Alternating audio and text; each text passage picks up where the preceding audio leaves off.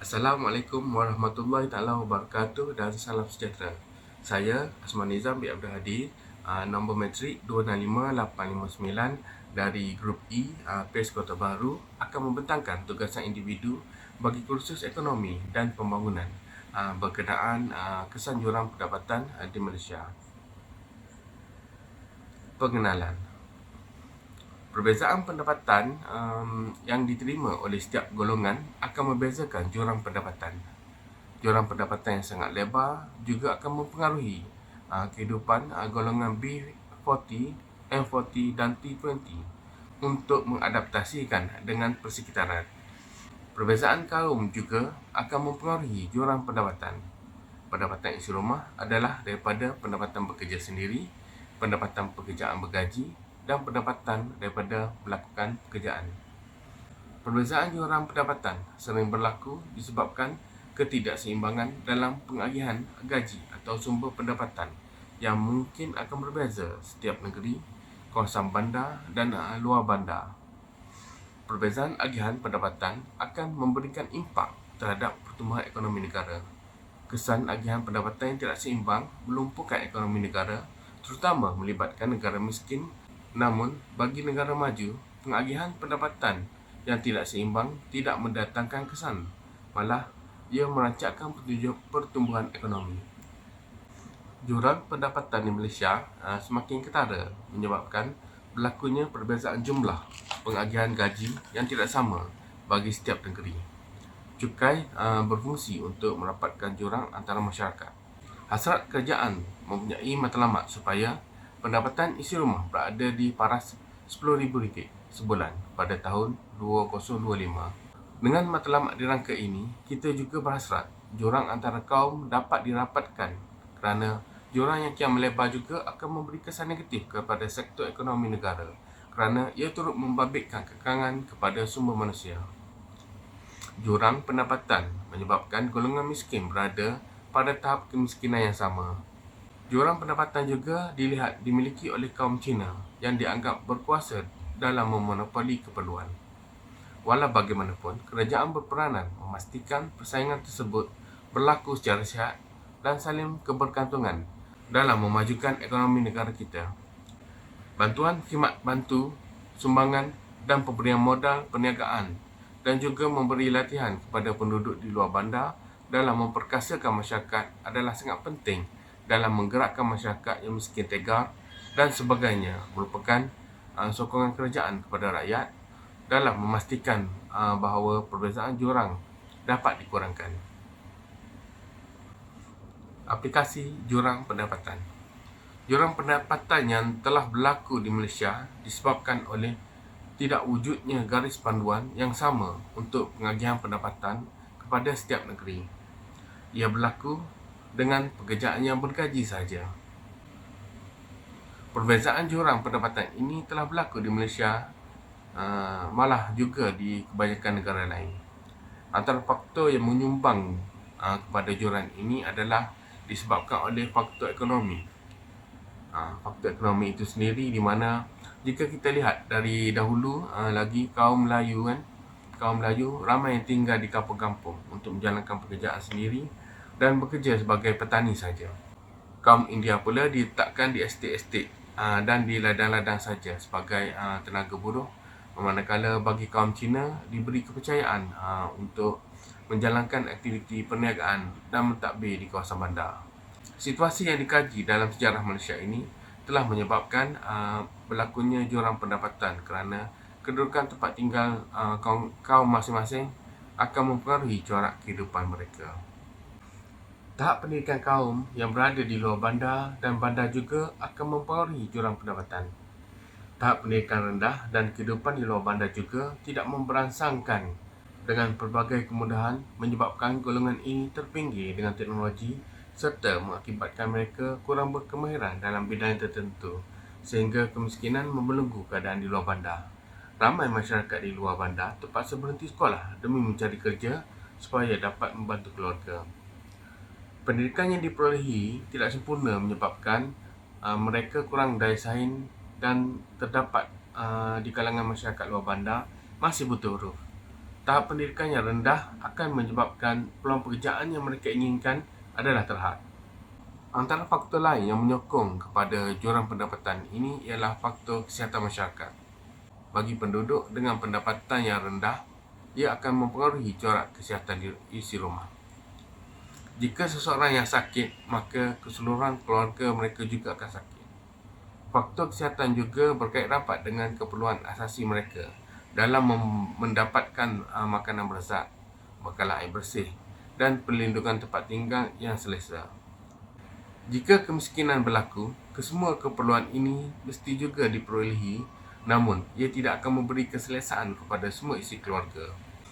Golongan ini akan mengalami masalah kesihatan dan kurang imunisasi dalam badan, menyebabkan mereka senang mendapat sakit.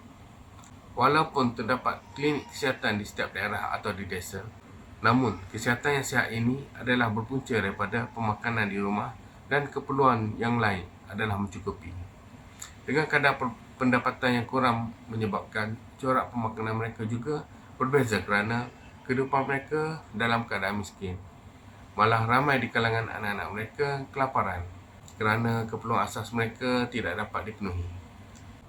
Memang sukar untuk mendapatkan keperluan utama dan asas ini jika kemiskinan berlaku.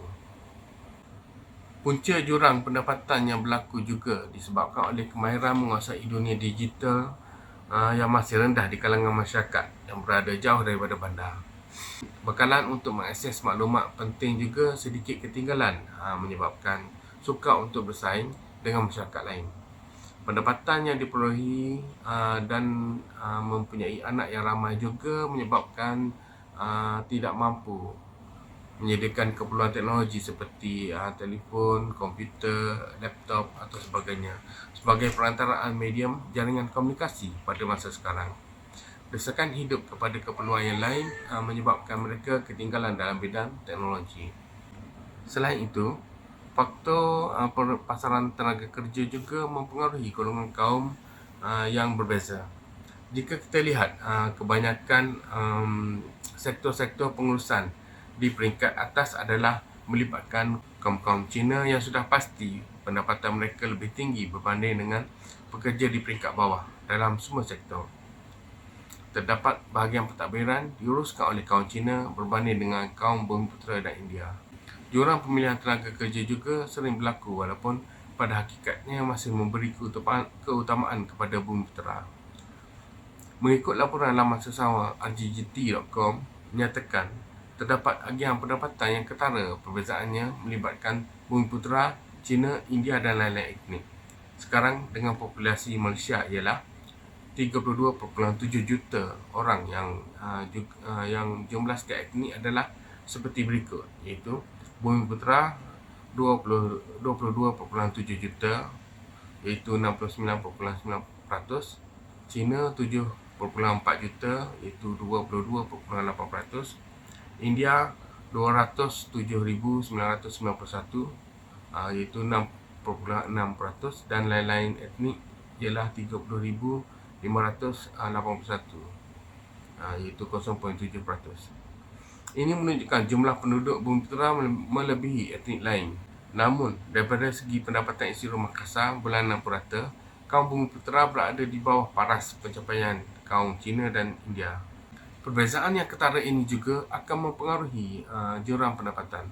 Namun, daripada segi ekonomi di Malaysia, pendapatan seisi rumah ini dianggap relevan kerana semua kaum saling bergantung dalam mewujudkan tenaga pasaran yang lebih efisien dan cekap. Penggunaan kepekaran setengah kaum dapat memberikan peluang pekerjaan yang lebih banyak, terutama kepada kaum Bumiputera di peringkat rendah. Perbezaan pendapatan ini sebenarnya wujud dari dulu lagi. Namun, kerajaan sentiasa berusaha untuk mengurangkan jurang dalam pada masa yang sama untuk membasmi kemiskinan negara. Implikasi jurang pendapatan. Antara impak yang disebabkan oleh jurang pendapatan yang paling ketara adalah berlakunya kos sara hidup yang meningkat. Kos sara hidup yang tinggi pada masa sekarang menyebabkan golongan yang miskin terpaksa mendapatkannya juga walaupun sukar. Pendapatan yang diterima dengan kadar yang sangat murah berbanding dengan masyarakat di bandar juga menyebabkan kesukaran berlaku dalam mendapatkan keperluan dan ditambah pula dengan peningkatan kos sara hidup yang tinggi. Golongan B40 lebih banyak terkesan dengan perbelanjaan akan melebihi pendapatan sehingga memaksa mereka berhutang untuk memenuhi keperluan asas demi kelangsungan hidup mereka. Disebabkan oleh kenaikan kos ini, mereka kurang mendapatkan rawatan di klinik kerana walaupun kos rawatan yang diberikan percuma, namun disebabkan masalah lain seperti ketiadaan wang untuk ke tempat tersebut menyebabkan rawatan sukar untuk disalurkan sehingga boleh menyebabkan kematian jika masalah kesihatan berpanjangan. Dengan peningkatan kos sara diri dan tiada pengawalan harga barangan keperluan secara berkala, memaksa masyarakat mengeluarkan perbelanjaan yang lebih untuk mendapatkan keperluan asas. Kenaikan harga mendadak dan tidak munasabah yang berlaku ini akan menyukarkan kehidupan golongan miskin sahaja kerana bagi golongan yang berpendapatan tinggi dan melebihi untuk mendapatkan keperluan asas mereka, kenaikan kos tidak memberi kesan kepada mereka dan ini menggambarkan golongan kaya akan terus kaya dalam persekitaran mereka. Tetapi, golongan miskin akan terus miskin dengan tiada keupayaan untuk menolak semua keperluan asas walaupun dengan kos yang mahal. Bagi sektor besar pula, akibat dengan kenaikan kos sara hidup yang tinggi, pihak pengurusan juga akan membuat pemilihan dengan menggunakan tenaga buruh asing berbanding dengan tenaga buruh tempatan kerana kadar pembayaran upah yang ketara murah berbanding dengan tenaga buruh tempatan yang kurang berkemahiran. Disebabkan oleh sektor-sektor besar yang dipelopori oleh kaum Cina dan mereka memonopoli pasaran tempatan dengan kadar yang lebih tinggi berbanding dengan kaum Bumiputera, menyebabkan persaingan yang akan merugikan kaum minoriti seperti kaum Bumiputera. Kesan jurang pendapatan juga memberi impak kepada kesihatan mental kerana setiap manusia ingin hidup dengan keperluan yang maksimum dan mencukupi supaya kehidupan mereka seimbang. Namun, akibat kemiskinan dan tiada wang boleh menyebabkan tekanan perasaan kepada mereka kerana tidak mampu menyara keluarga seperti orang lain. Tekanan perasaan yang meningkat ini akan menyebabkan kes-kes kemurungan meningkat.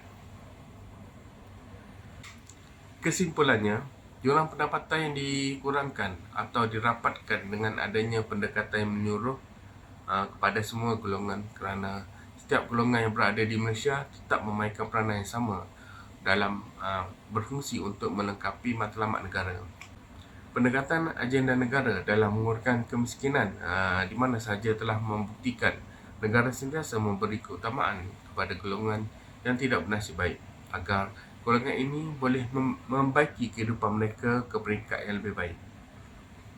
Pelbagai kemahiran, latihan dan sumbangan yang diberikan kepada golongan miskin terutamanya sebagai satu penyelesaian ke arah peluang pekerjaan yang lebih baik dan mengurangkan pendapatan isi rumah yang berpendapatan rendah. Selain itu, golongan yang mempunyai pendapatan yang rendah juga menyedari bahawa keperluan pendidikan yang sempurna akan memberi peluang untuk pendapatan yang lebih baik. Pendidikan yang sempurna akan meningkatkan keupayaan dan kreativiti individu dan dilengkapkan dengan penggunaan ICT yang akan memberi peluang untuk meraih lebih pendapatan kepada mereka. Impak jurang pendapatan juga akan menimbulkan masalah sosial seperti berlakunya masalah sosial dengan kadar peningkatan jenayah yang lebih tinggi. Masalah ini berlaku kerana tidak dapat mengawal perasaan yang sepatutnya apabila diejek miskin, lapar dan kesukaran untuk mendapatkan bekalan keperluan yang mengakibatkan golongan ini terdedah pada pergaulan bebas di kalangan remaja yang sanggup melepak dan melakukan jenayah. Susulan daripada pendapatan yang tidak menentu dan kesediaan keperluan tempat tinggal yang sempit dan tidak selesa dan bilangan adik-beradik yang ramai di rumah. Jurang pendapatan di antara yang kaya dengan yang miskin telah lama wujud sebenarnya.